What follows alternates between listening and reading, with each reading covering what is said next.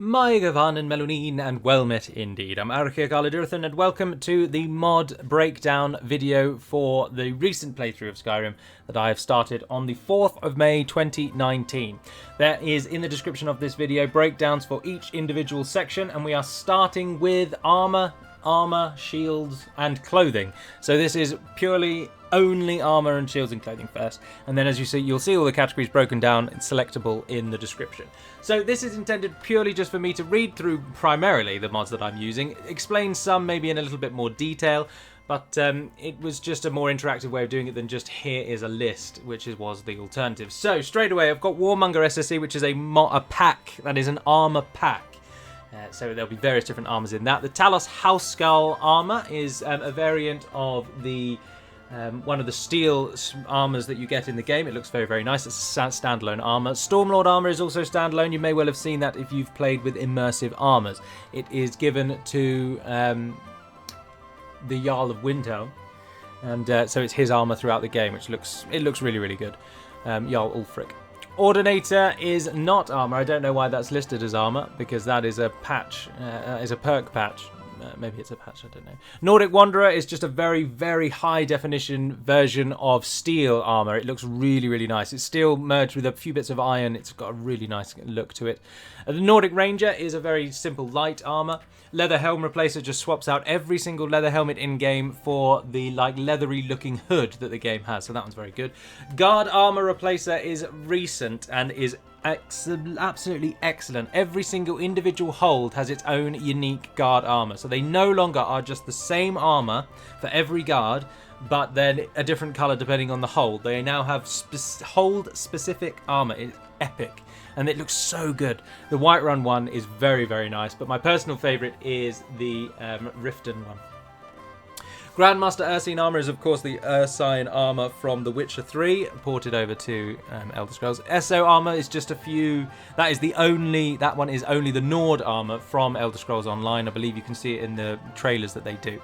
Elite Knight is the Dark Souls armor. I do rarely use that one. I'm going to remove it actually, but it's still in there at the moment.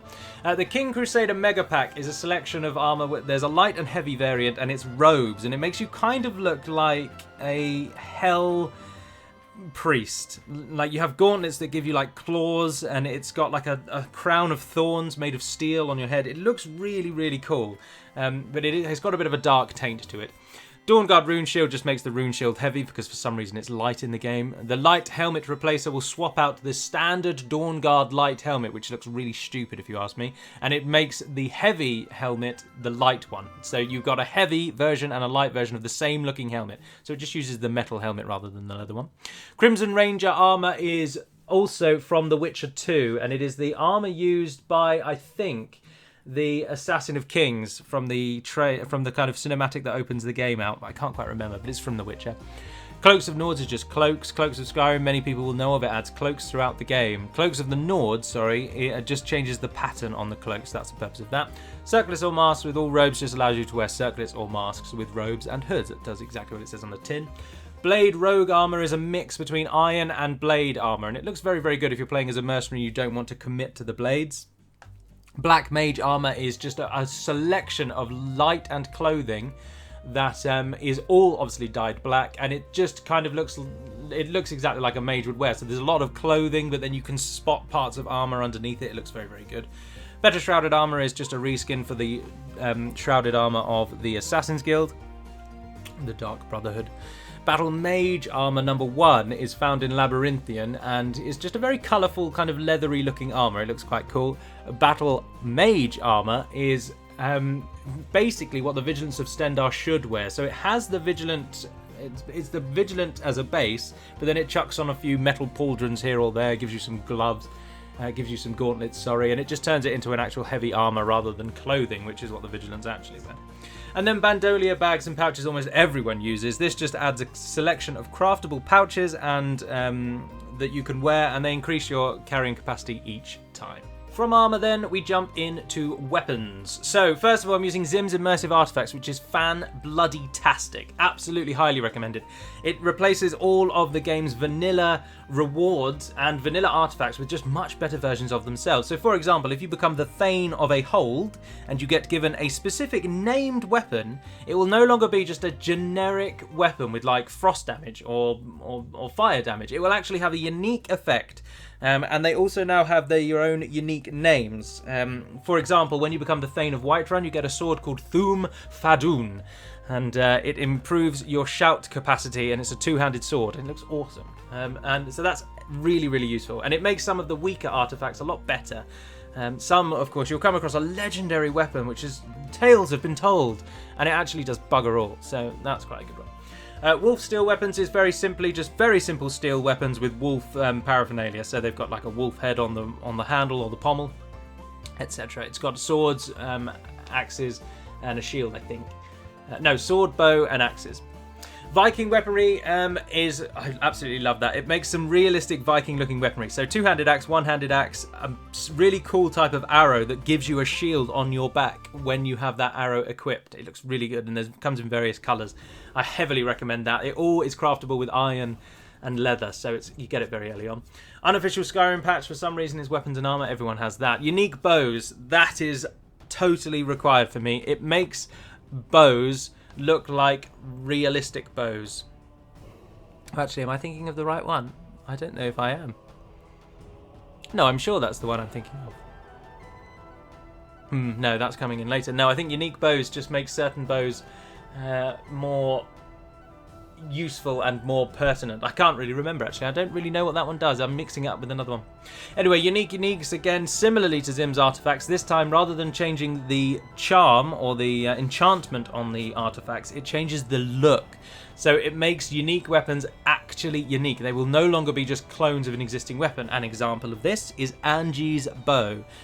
In the base game, Angie's bow is a standard hunting bow. With uniques, it actually has its own design. It's very, very good.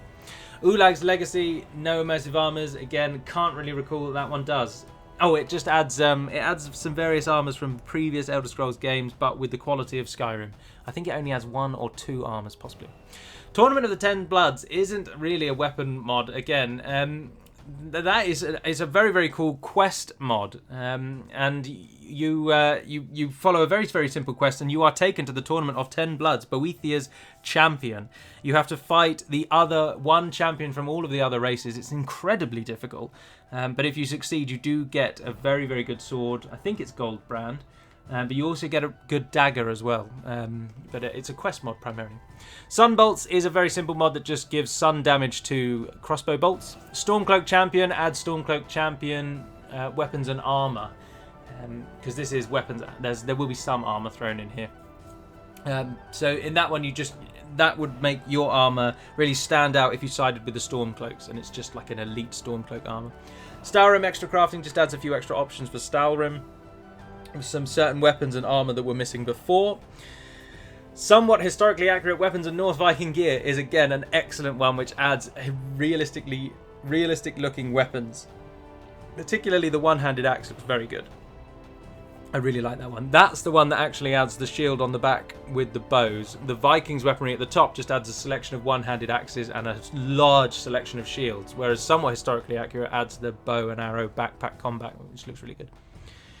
Skyrim weaponry expanded is the kind of thing that adds, so it'll take the base weapons and expand them. So you've got Warhammer sword, double axe, greatsword, etc., and it adds other things like halberd or hatchet or just other weapons along those lines, but they conform with the same categories as before, so that's quite good. Skyforge weapons makes a Skyforge variant of every base material. So there's Skyforge Dwarven, or Dwemer, sorry, Skyforge Ebony, Skyforge Daedric, Skyforge Iron. I don't think there is Skyforge Iron, actually. It starts at steel, but it just expands the Skyforge's use. Skalagrim's Armory, I couldn't tell you what that one does. I've got so many, and I could have downloaded it a long time ago, so I can't recall, but it'll add something. Elven and glass arrows use a simple quiver. This one I love. It changes the quiver for elven and glass arrows to be the iron quiver. So no longer do you have this ridiculously ornate quiver if you're trying to be a sneaky archer, and I think it's really, really good. Penobscot Warbow just adds a really powerful but really slow to fire bow, and you can upgrade it through 4 different tiers, and it changes sort of colour as it upgrades. And it's really powerful, but it's the slowest drawing bow in the game when it's at its highest, but it's so powerful. And anyway, there we are. Manchica's Templar mod I did mean to uninstall, and I may well do. It adds a load of Templar options, but I actually found them a little wanting in practice. I thought the quality was a little bit low, if I must be honest. So take it or leave it, but you can look into it. It adds a variety of capes and things as well, and a really weird shield with loads of writing on it. It looks like you've got a gravestone as a shield, if you're into that. Legendary Skyrim crossbows just adds more crossbows. So no longer is there just steel and Dwemer. There is now iron, elven, orcish, all of the variants. And there's also a Stormcloak one, an Imperial one, a Dark Brotherhood one, and they've all got different aspects to them. It's just very, very good. Knights of the Nine Battle Mage, of course, just adds Knights of the Nine Battle Mage armor. Now, I think that one is actually from the I can't remember the name, the place where you get like the paid mods. I'm fairly certain that's from there, but it might well be from the Nexus. Katana crafting adds again a katana at each level, so you can have an iron katana, a Dwemer one, an orcish one, etc. It just expands on the katanas. That is a single dagger that just looks really, really cool, but it only adds 1 dagger. Again, Garrus's axes just adds a load of high quality, realistic looking axes. Dunmerry Leaf Swords adds 2 different types of one-handed or great sword, and they've just got really intricate pattern and work on the blade itself. Dragon steel weapons is similar to wolf steel weapons, except it's got dragons on the pommel and the hilts and the hands and everything, but otherwise it's just a steel weapon. Dover Nord weapons again adds just some really nice quality looking, realistic looking weapons from sort of Viking inspired. The Ebony Blade just changes the look of the Ebony Blade if you get that through Mephalla's Daedric Quest. Is it Mephala? Yeah, I believe so, in Whiterun. Daedric Weapon replaces all Daedric weapons to look like how that mod does them. So they no longer look like sort of weird, cooled lava, is how I always thought they looked like. They look like lava that had been shaped into a pattern and then cooled. But instead they now look like actual weapons. And the only thing that makes them look Daedric, really, is they often have a glowing red aspect somewhere. So there might be a line up the middle of the blade that glows red, or there might just be a single solitary circle on the weapon somewhere. Orcish weapons again replaces Orcish weapons similarly to the Daedric, so they just look more like actual weapons. And again, same with Ebony, because the Ebony weapons in the base game look awful, but it makes them look like actual weapons. Now, Billy Rowe Ultimate Swords Anthology is phenomenal. The quality of his weapons is insane, but they are not put in the leveled list. They are individual items that are scattered throughout the world. So there's something like 50 swords in the collection, and I've only ever found 2. But every time you find one, you know you have, because they look amazing. Artifacts of Skyrim just litters, I think, 6 unique and lore-inspired artifacts around the world. So, for example, the Helm of Ingle. So in Ingle's Barrow, you can find... the Helm of Ingle is what's already in the game, and Artifacts of Skyrim expands that to give you his armour as well. It's just little things like that. Armathal Morris adds some black-looking elven armour that is designed to be worn by the Thalmor, and it's got very intricate gold patterning on it. It looks really, really nice, and the leveled list disperses it amongst some of the Thalmor, so you'll see that in the playthrough if we get to it. I don't know what All-in-One Collection is, because why would you name something All-in-One Collection and not give it its name? But that would just be a lot of something in one collection. And Albion Swords, again, is just a load of swords. They look very nice, and I'm just all for diversity. And with a bash patch, of course, all of these work well together, so I'm all for adding them in. Dealing with audio then, I use Sounds of Skyrim, which adds a load of immersive additional sounds in the background. And there's a name for it, and I can't remember what it is. But it sounds, so it's not what people will say to you, and it's not noises creatures will make, it's just noises that will play when you're in certain areas. So if you're in caves, it will play more cave-based noises like bats flying, water dripping, things like that. If you're out in the fields, you'll hear things like animals making noises like cows mooing and chickens clucking, etc. It's very, very useful. Immersive Sounds Compendium improves upon the actual sounds, like weapons hitting each other and your footsteps on the floor and things like that. And Fantasy Soundtrack just adds to the base soundtrack. So it doesn't replace the Skyrim sound, because I really like the Skyrim soundtrack. I've got it on my iPod, actually. But and this one just adds a load more songs in that have been chosen to fit the theme. So you won't find, because there is a very popular immersive sounds, immersive music, I think it's called, but it adds a lot of Witcher songs, and I find them really jarring. So I've gone for Fantasy Soundtrack project. Alright, so this is sort of all grouped up as visuals and graphics, but it also includes, as you can see, body, face and hair and animation. So starting off, I've got Vivid Weathers, which is more, again, environmental. I'm not sure why that's in here, but anyway, Vivid Weather just gives you better weather. So if it rains, you know it's raining. If there's a thunderstorm, you know there's a thunderstorm. If it's snowstorm, you really feel like you're in a snowstorm. It improves the weathers dramatically and is a must, I think. Total Character Makeover is the only person mod I actually use, because I always put my character in armor, in a hood, in a helmet, in full body armor, whatever. So I rarely ever see their face, so I never bother to really go with any of the major makeover ones. I don't want wings, and I don't want pink hair or anything like that, so that's the only one I do. And it basically just smooths out their face a little bit and adds a little bit of quality, so the few times you do see your own face, it at least doesn't look like the basic vanilla one. Now, Real Bows is, that's the one that I'm talking of. So that just turns every bow in the game to make it look like an actual bow that would fire a weapon. And they are based purely on realistic weapons. So, for example, the Elven bow is turned into a Japanese Yumi bow, which looks really, really good, except it does drag on the floor when you've got it on your back. But it just looks awesome. And that particular mod just makes sure that the colours match. So the Orcish bow, for example, looks like a real bow, but it has the Orcish green and Ebony has the Ebony black, because the base version of the mod purely changes the bows for actual purely realistic looking. So they are all made of wood, whereas this one just changes it. So they look like they are at least made of the materials within the game. No spinning death animation, just simply turns off the spinning death animation, which difficult to describe, but when you see it on the mod page, for example, you know what it is. And it just means that when people die, they go straight down. They don't spin around for a while first. No more glowing weapons turns off enchantment's glowing effect. So if I've got fire enchantment on my sword, it will still just look like a normal sword. It won't have a constant orange hue to it, because I'm not about that. Holy wards, you may, again, if you've seen the playthrough first episode already, you will have seen that. It turns the wards from a sort of bright blue into the restoration spell kind of light colour. So they look like they are holy, is the best word. They look like they are restoration based rather than just the alteration blue colour.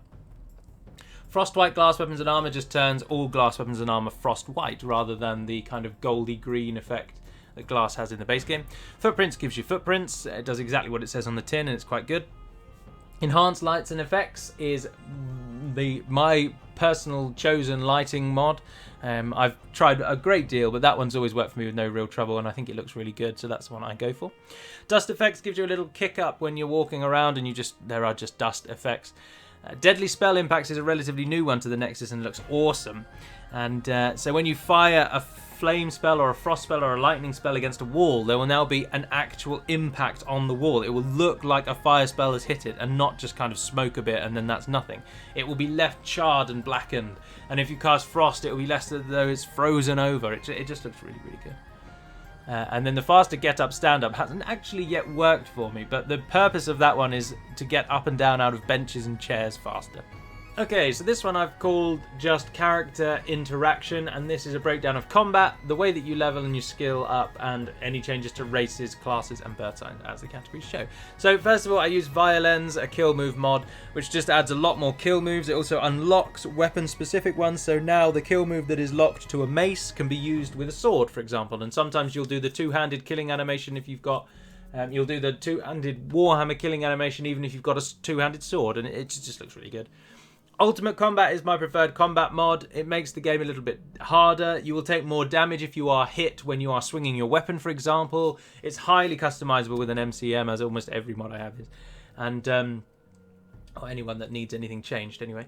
And I've used quite a few, but Ultimate Combat is the one that I've settled on. Ish's souls to perks is my preferred perk boosting method, and it simply means that you can turn dragon souls into perks. You can set it to whatever you want using the console command. I tend to go for 3 souls to 1 perk, so I've got to kill 3 dragons to get an extra perk, but I think that works out alright. Imperius changes the races. Imperius is fantastic and makes your races actually feel different. So in the base game, it really does feel like, unless you play in third person, you don't really ever appreciate that you are a Nord or a Khajiit or an Argonian. Imperius actually differentiates between them.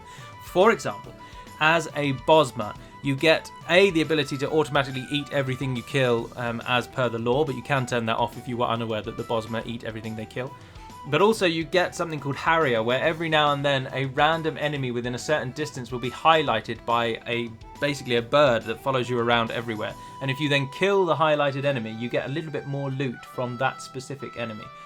And it's really, really useful. It only works outside though. And every race just has something different. They all just play differently now using that, and I think it's really, really good. And then again, I use experience. So this very simply means that you do not level up by leveling up your skills, and instead you only level up by killing enemies, finding locations, and completing quests. So you are now free to level your smithing as high as you want, and it won't over level you. It includes a cap though, so your skills cannot go beyond a certain point until you are a certain level. And I think the basic equation is that your skill can only be 5 plus 2 times your level. I think it's something around there. So if you are level 10, the highest any of your skills can be is 25, and then it goes up obviously by 2 each time until you eventually reach the highest point, which is around level 48 or 46 or something like that. So I really like experience because it does mean I can smash out my smithing skill or lockpicking, etc. without then totally being beaten by everyone I come across, because my lockpicking and smithing is at 100 but my weapon swinging is at 10, and so I'm dying because I'm level 20 with no skills. So that's why I use that. Okay, so on to magic then. The first thing I use is ward functionality extended. This is very simple and it just makes wards act like a shield. I think it is so useful for improving the survivability of mages, and it doesn't just apply to you, it applies to the enemy too. So if they pop a ward out and you are a pure might character, you have to break their ward before you can actually then start doing damage. It just adds to their armor skill. It's really, really good, and it makes fighting mages a little bit harder, which I like. Summonable Spriggans does exactly what it says on the tin. You can summon a Spriggan, and then you can also summon a Spriggan matron. I think it's really nice. Summer Mist is that standalone damage just adds a chest in Whiterun. So Summer Mist is a big perk on Magic Overhaul, but I don't use that. I just use this very small part of it, which is a separate mod, and it adds a chest in Whiterun that has a load of weapons that you can unenchant to then do sun damage. So previously you can't actually enchant any weapon with sun damage, but now you can, courtesy of Summer Mist standalone sun damage. So you just find this chest, disenchant the swords, and then you can do sun damage on whatever you want. Patron Gods of Skyrim is fantastic and means that you can choose any number of gods. Now there's obviously the 9 divines, and there are 9 divines, and you can choose one of those. Then depending on which race you are, you can also choose one of your own specific divines. Now I don't know any of those off the top of my head, but when I was playing as a Redguard, for example, I chose possibly a lady or a man. I can't remember what one she was, but anyway, she was like their basically goddess of warfare, I think, or god of warfare. And anyway, they all come with a little bonus. So by merely being a follower of that god, you get a certain bonus. So for example, a follower of RK gets increased health regeneration. If you then improve your devotion level to the highest point, which is 100, by completing tasks that align to your god, then you will then get a second buff. So RK, for example, is the one I always choose because RK's initial buff to you is that he improves your health regeneration. You can increase your devotion with him by merely killing necromancers, killing the undead, and performing death rites on various enemies. Now that pops up randomly, so you'll just be fighting a load of bandits, and then maybe 1 or 2 or 3 or even all 5 of them might then be able to perform death rites, and doing that increases your standing with RK. Once it reaches 100, he then blesses you with undeath, or not undeath, with relife, rebirth. It basically just means that if you take enough damage that would kill you, instead you go into a down state and you get given a second chance. And then you then have to meditate again before you can use that again. Now obviously if you do things that those gods don't like, you will eventually lose your god, and you can play with no god if you wish to. So if for example you play and you want Sithis to be your patron god, then he's not going to like it if you spare lives or if you do good deeds. He's going to want you to kill everything. Whereas RK is the reverse. If you kill innocent people or you steal, then RK will eventually leave you. And it's all done with a number that goes up and down with each action, and you're informed after certain actions if you've gone up or gone down. And it's just really good. And the number of gods that you can follow is vast. And also it's quite immersive because you don't just choose at the start. You can choose one of the 9 divines at the start or one of your race-specific gods because, for example, if I decided to... that just makes sense. But if you want to follow one of the Daedra and you aren't a dark elf who do worship the Daedra, you're anyone else who's not really supposed to worship the Daedra, then you have to find either certain books that allow you to then become a follower of that Daedra, or you find their shrines or things like that. It's just really cool. Night Eye Overhaul dealing with magic is very, very basic, and it just means that the Night Eye spell is toggleable. So you turn it on and then you turn it off rather than duration. More light spells just gives your light spells longer duration, so you can cast Candlelight and it will last for 6 minutes instead of 30 seconds, which is very, very good. Mining for mages is excellent, and it gives you a spell that mines, so you don't need a pickaxe. You just cast the spell at the ore, and then within like 10 seconds you've got all the ore. It's really good. Forgotten Magic Redone is just a load of different types of magic that's added in, a lot of spells. And so it's just more spells. Elemental Destruction Magic adds Elemental Destruction Magic. That means you can get Earth spells, Fire spells. Oh, there's already Fire. Earth, Wind, and Water. And they are aligned to things. So Earth joins with Fire, Wind joins with Frost, and Water joins with Ice. So Wind joins with Lightning, and Water joins with Ice. So by improving your Fire, your ice or your electric, you will improve the skills that also connect to them. So it's just more choice. Better Candlelight also again just makes Candlelight, I think, togglerable. No, that's the one that extends the duration of Candlelight. I'm not sure what more light spells does. And Apocalypse, finally, most people know of. It's just a massive spell overhaul or spell addition, so it just adds a lot of spells to the base game. Okay, so this is just kind of general misc ones that there's only 1 or 2 in each category, so they didn't deserve their own. So utilities, user interface, patches, bug fixes, crafting, and books and scrolls. So there's various patches. I'm not going to talk about them if they're just a patch for another mod. Or indeed the bug fixes, that bug fix at the top, don't worry about that one. So anyway, so crafting then, soul gem upgrading allows you to, at a forge, upgrade 2 soul gems to the 1 tier above. So 2 petties will give you 1 lesser, etc. So it just means that you can collect the lower ones and get the better ones. I use Sky UI because, let's be honest, who doesn't use Sky UI? I mean, actually, I have seen some comments of people that don't like it, but I just can't fathom people thinking the vanilla one is better than Sky UI. Anyway, there we are. I use that. Next one's just a massive patch compendium, which adds a load of patches. Pick up books is phenomenal, and it will mean that if you have no weapon drawn, you will pick up a book by default. You will not read it. So if you are a hoarder like me and you like to fill your bookshelves, then you don't need to read every single book in order to pick it up. You can just pick them all up. Now, if you've got a weapon in your hand, you will read the book. So that if you want to just read it and not pick it up, you just draw your weapon. Really, really useful. I like it a lot. Pastel map markers just gives the map a bit of colour and turns each of the markers on the map into a colourful version of their vanilla counterpart. No Bethesda intro, just skips out the intro at the start of the game. It's very, very useful. Highly recommended, gets to the game quicker. Lore-based loading screens adds more loading screens to the game, so you'll just see this. You won't see as many screens as much. Hunters Not Bandits is a very minor one. It's interesting that they list it as a bug fix, and all it basically does is it stops hunters shouting at their prey. So previously, hunters would shout the same thing that bandits would, which is basically things to the effect of like, I can't wait to count out your coin, or just those kind of really weird shouts that a hunter would not shout at a deer. Like, they wouldn't tell them how happy they are that they're about to kill it or anything like that. It's just so it just makes hunters silent, basically.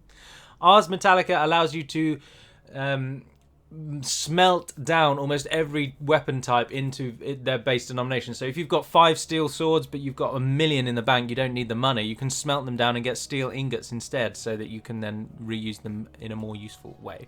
Achievement mods enabler, because I cannot play a game without achievements. And obviously Skyrim, for whatever reason, took the stupid decision to disable achievements if you have mods installed. So that just turns that off. And finally, I have a quality world map, classic with all roads. So there's various different versions of a quality world map. And mine one just shows you where all the roads are, because I always think it's nice to be travelling on the road rather than the general countryside. So I use that version. Okay, so locations new and old. Number 1, I use White River Watch Reborn, and it just builds, it just adds a little bit more to the White River Watch location, which is a cave to the east of Whiterun, and it now just has a lot more going on around it.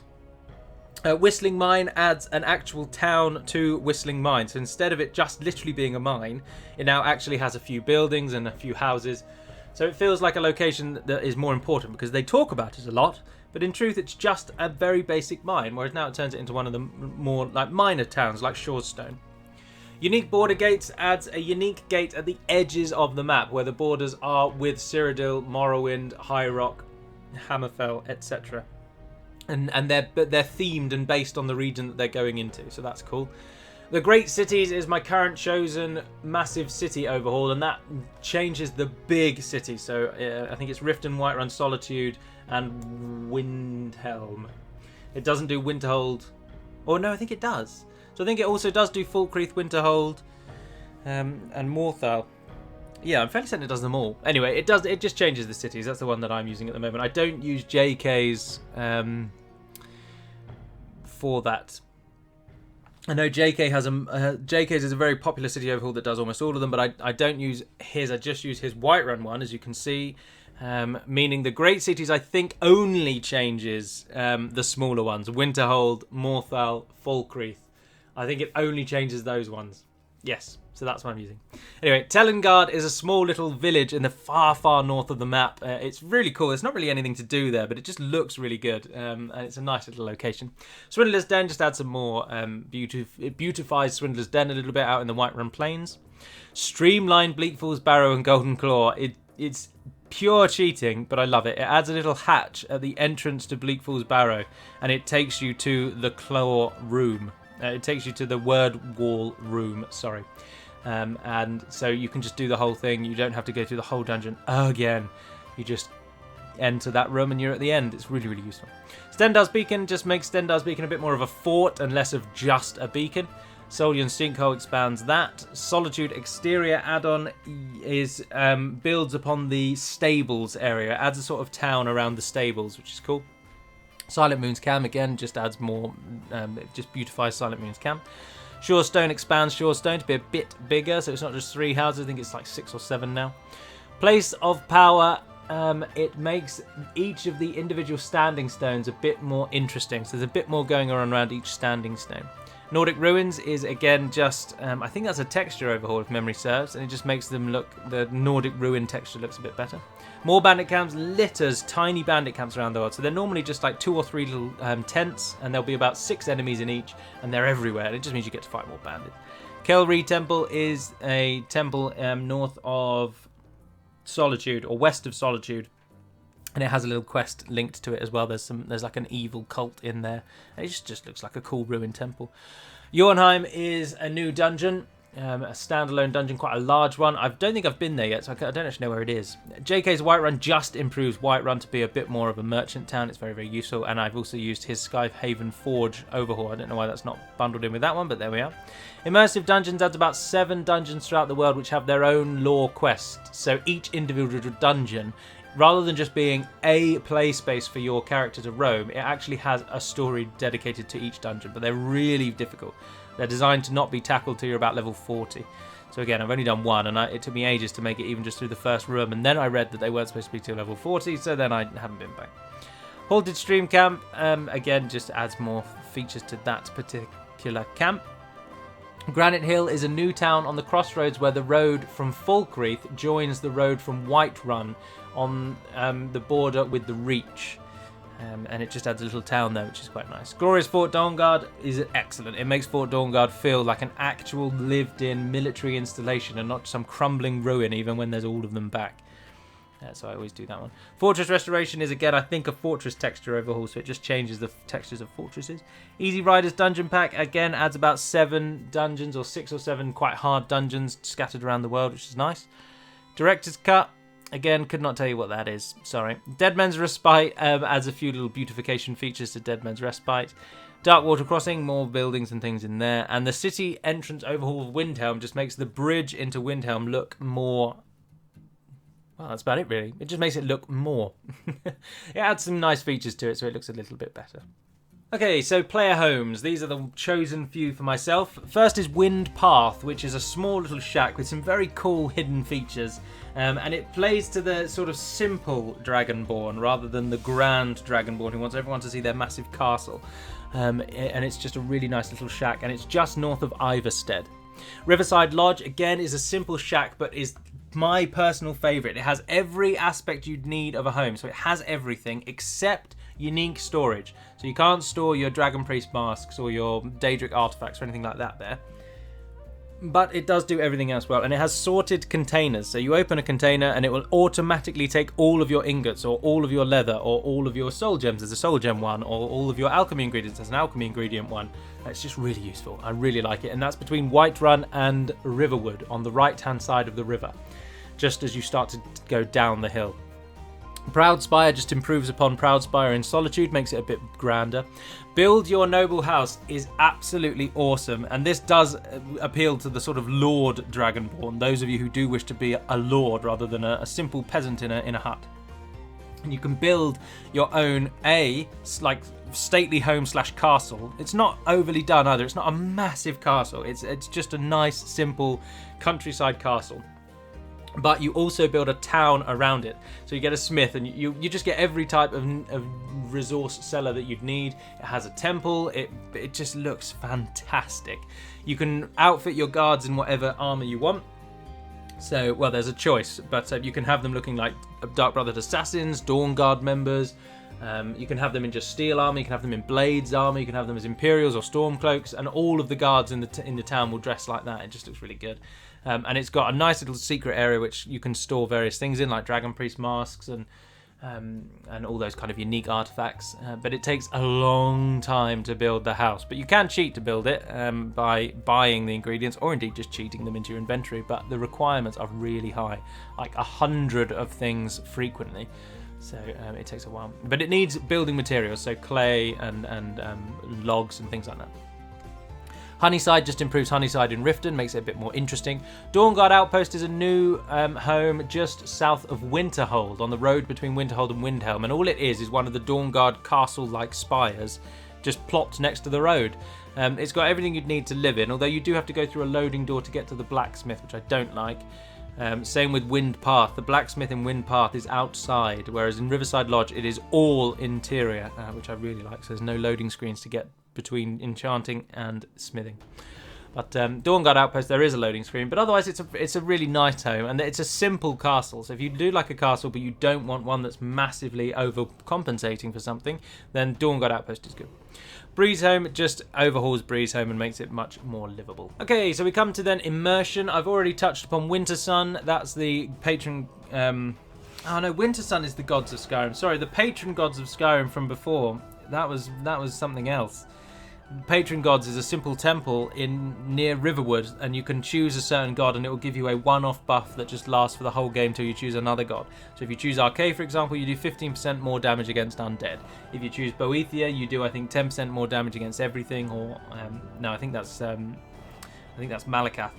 Anyway, that was Patron Gods. Wintersun is the one where you have the devotion levels and the stats, and it goes up and down, etc. I have to pop a little message on the chat to do that. Visible favorited gear for Immersion just turns on everything that you've got favorited. So you can have a dagger, an axe, a sword, your shield, your bow, all showing on your character at once if you play in third person.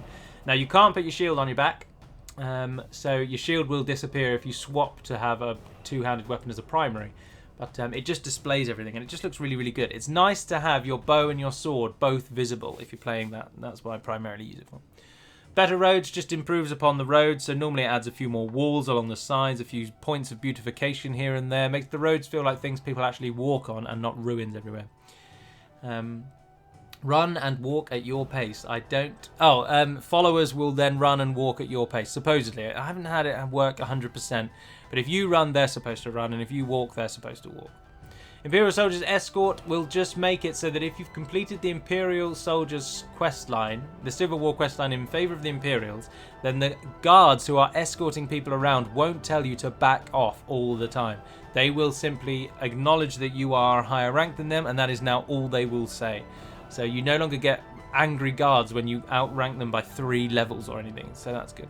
Imperial Wars just gives you unique rewards when you complete the various stages of the Civil War questline in favour of the Imperials. So rather than just a generic armour or weapon, you get a named piece of weaponry, which is normally like Imperial Captain's Sword or Imperial Officer's Sword.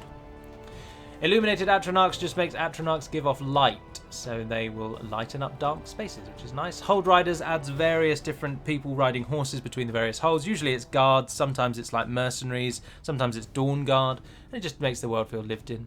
Guard Dialogue Overhaul, as most people have that, it makes the guards actually say more than just, oh, someone stole your sweet roll. I used to be an adventurer like you, then I took an arrow in the knee. They actually just say more things, which is nice. Certain things as well, which has been recorded for them, but then Bethesda just didn't let them say, which is bizarre. Anyway, there we are. Gildergreen Regrown is a minor one, but if you do the Gildergreen quest and you get the sap... No, sorry, if you do the Gildergreen quest and you get the small version of the Gildergreen, so you let the old one die and you plant a new one, then this one makes it so that that tree then also regrows to be the grand Gildergreen that it was before. So you're not stuck with a small tree in the middle of that courtyard area forevermore. Get On With It allows you to open doors quicker. It takes away the door opening animation, and instead clicking on a door will automaticcally then load to the next zone or begin loading. Civil War checkpoints just chucks a load of little checkpoints along the roads everywhere, and if you're in Stormcloak territory, there'll be Stormcloaks, and if you're in Imperial territory, there'll be Imperials. Ashlander Camp adds an Ashlander-themed camp from Morrowind into the Plains of Eastmarch, or the Bogs of Eastmarch, or the Hot Springs of Eastmarch, I think is probably a better word, which is south of Windhelm. And so it's just a little camp. I'm not sure why that's in an immersion and not in cities. And anyway, after the Civil War is designed to repair the damage done to Whiterun after the Civil War. So Solitude repairs after the Civil War, so does Windhelm, but Whiterun for whatever reason doesn't. It stays damaged for the rest of the game, and so this just it repairs it after a long time in game.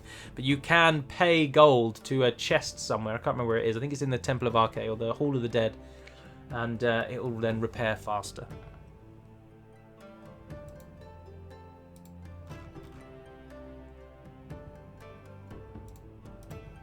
Okay, so the quests that I've got, the Parthenax Dilemma, because I don't like to kill Parthenax, but I do like to be a blade, so I do that so that I can do that. The Lost Dwemer Castle, I did actually mean to delete, because the voice of the Dwemer being thing was just really annoying. But it's a very, very small quest where you just clear out a Dwemer Castle and then you get a player home at the end, but I didn't think it was high quality, so I'd use that one at your discretion.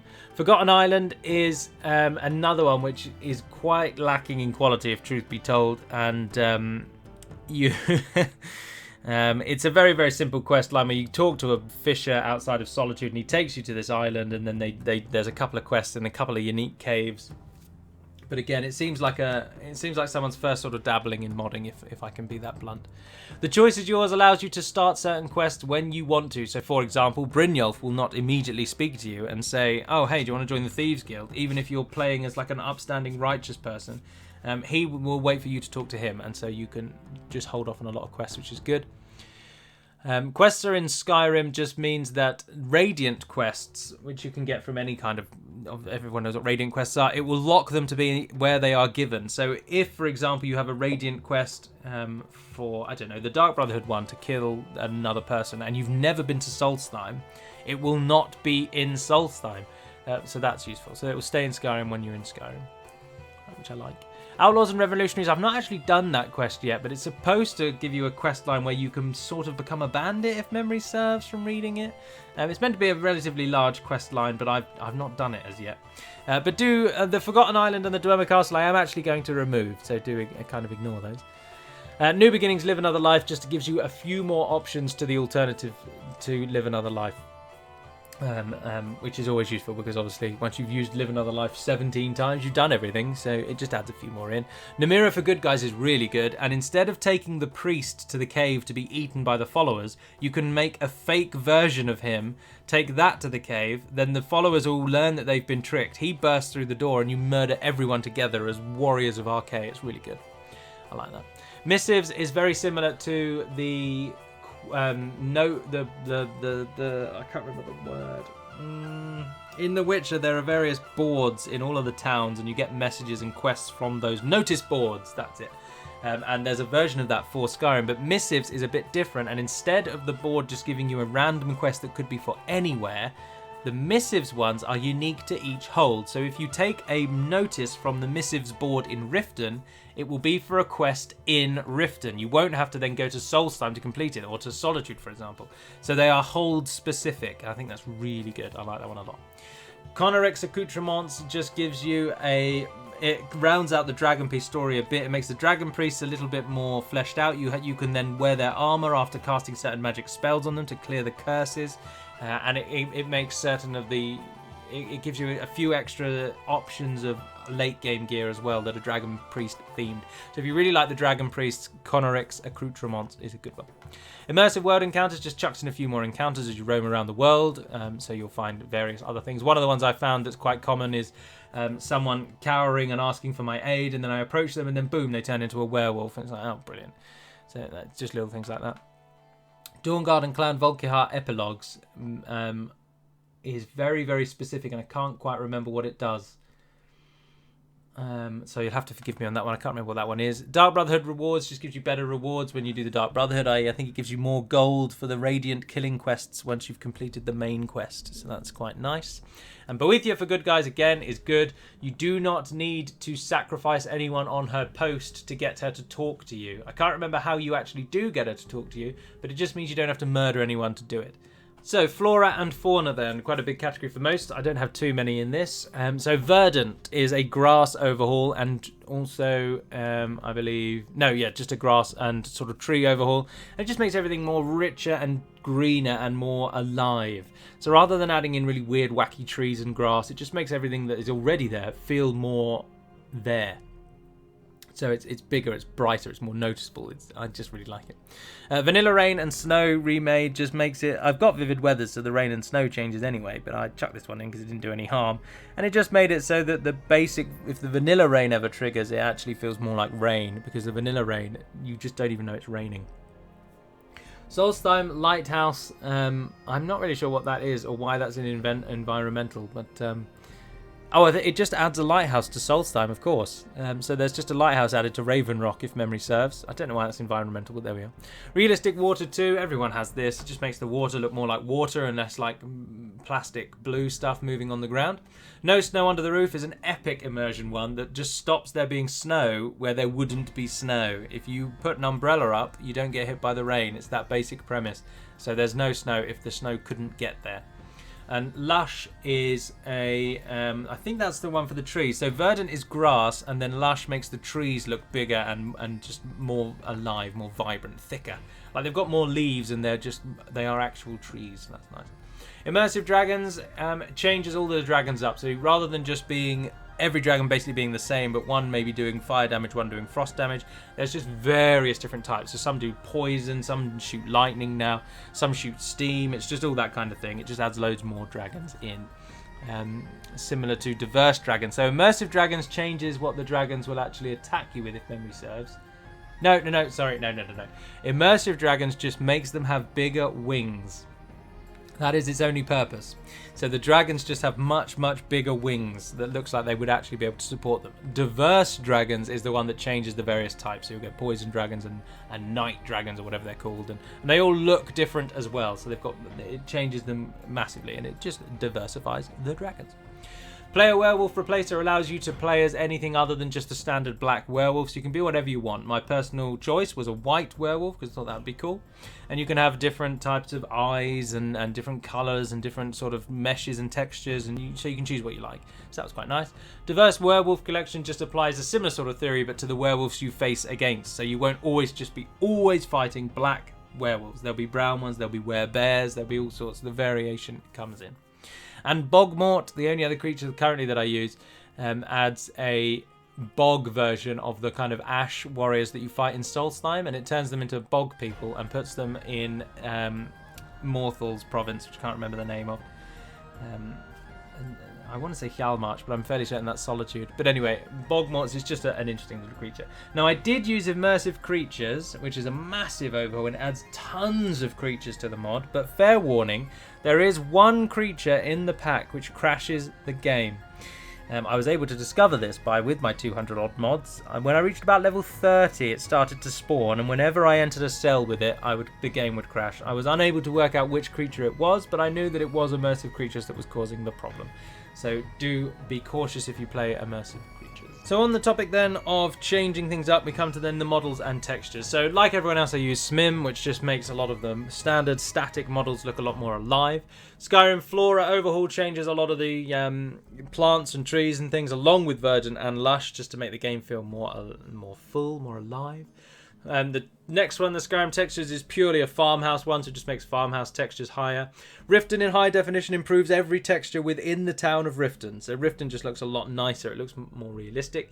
There is real bows. I'd already talked about that with the patch, so you know what that one is. The pickaxe redone just makes the pickaxe in really high quality. I know it's a very small, minor point, but I just like things like that. Nordic Snow improves the snow. That's my personal choice for the snow improvement.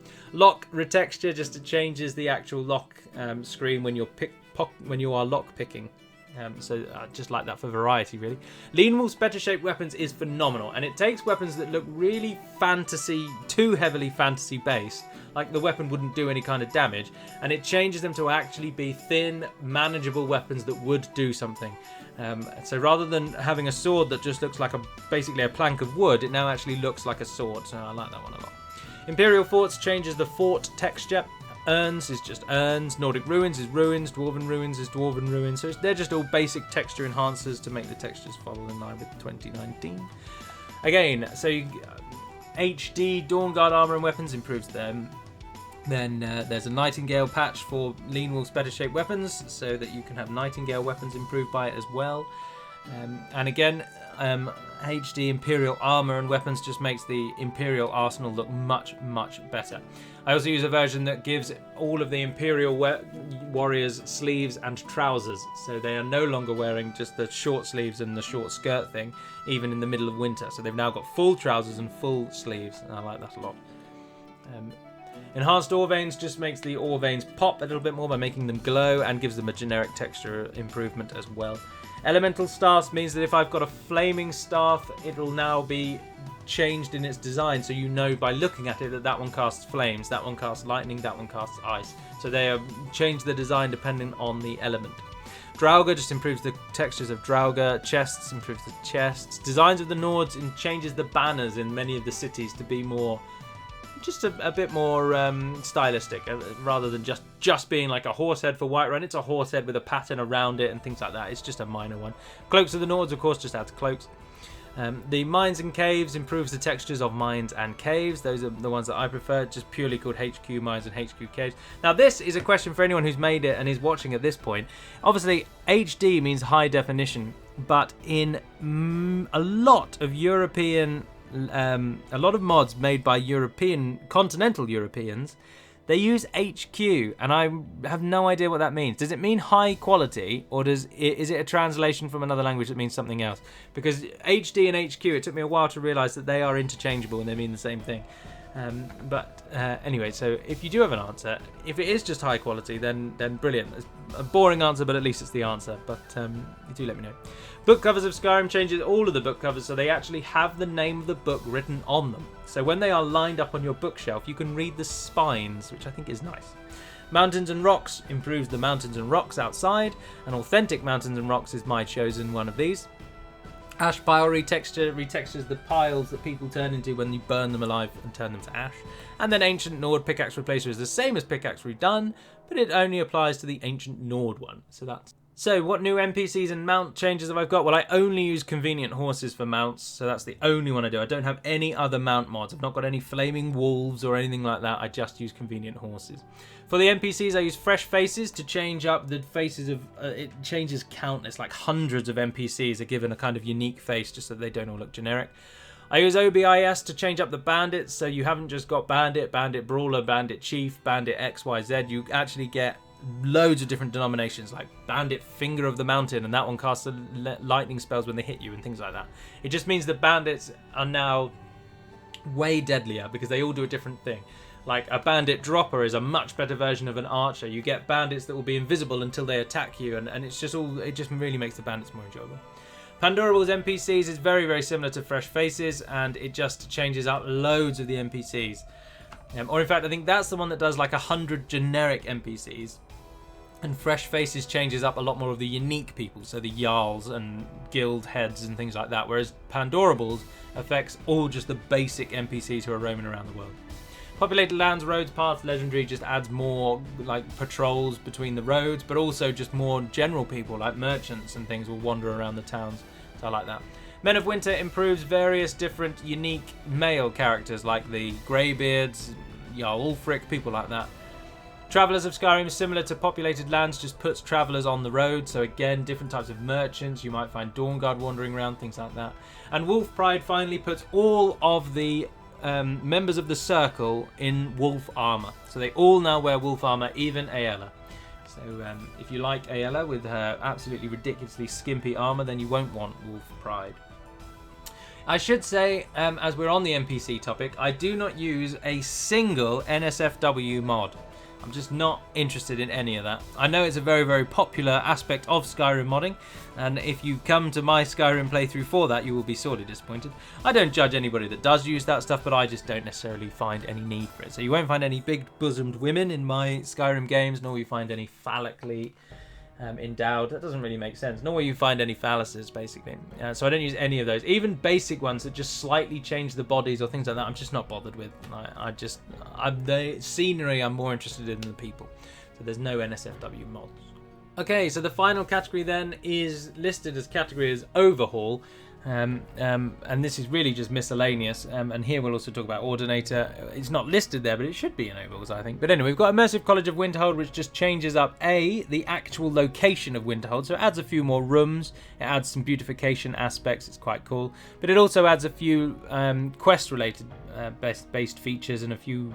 It just really changes Winterhold quite a lot. It also gives you the option to not be the Archmage and allow Tolfdir to be the Archmage in your stead if you get to that point, which is quite cool. Carriage and ferry travel overhaul adds a lot more carriages around the world, so all the minor towns get them. It also lets you go to minor towns with the carriages, so you don't have to go to the big cities every time.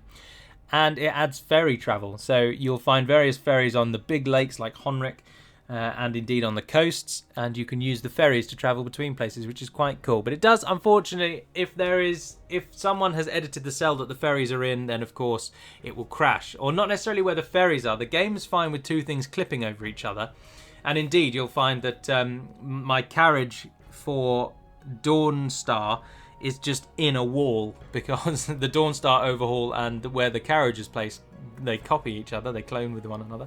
But if the location that it would drop you off has been changed, then it will crash. So there are one or two places, depending on which mods you've got. So for example, if you travel to Riverwood, it places you just outside the Sleeping Giant. If for whatever reason you had modded Riverwood to swap it so that the Sleeping Giant was slightly further to the left and there was like a well, for example, in the middle of the road, then it would crash because you'd go to you just wouldn't be able to transport you there. It's just that kind of thing. And finally, the perk change one that I use is Ordinator. Now, it did come up in a different category. I can't remember which one. But Ordinator changes all of the perks drastically. So it really makes you now feel perks are a lot more important because there's a lot more choices now, but it doesn't just go with a point with, for example, in vanilla there's every perk kind of starts off with a 5-pointed perk that will improve like one-handed damage 10%, then another 10%, then another 10%, then another 10%. So by the time you've got all 5, you're 50% better with one-handed. Instead, Ordinator just gives you a single or normally 2 perks in that one level, and it will be 10% and then 15%. And then it will give you a lot more creative things, like power attacking with your sword forward might have a chance to knock the person down, or attacks with axes now cause bleeding damage, and attacks with swords reduce the damage the enemy does against you, and it's just got loads of options like that. and it's really, really, really good, and one of the best ways of changing up the vanilla experience. But there we are. That is all of them then. That is it done. Now, there is also a link in the description of this video to just a list of all the plugins that are applied. But of course, that does not give you the textures, and it does not give you anything within the bashed patch. So that's why I've gone through everything here. There might have been one or two things I missed. I'm not entirely certain. But I will also now just run, just literally just from the top. There's those ones. You can pause now, read through, and see all the mods that I've got. And then that is that, really. Interesting NPCs. I didn't mention that because, of course, it's not a mod within... It doesn't have a category because it's external. I also use Interesting NPCs, which is a massive NPC overhaul. It gives you a lot more followers to choose from. So I suppose this could be in a follower section, couldn't it? Yeah.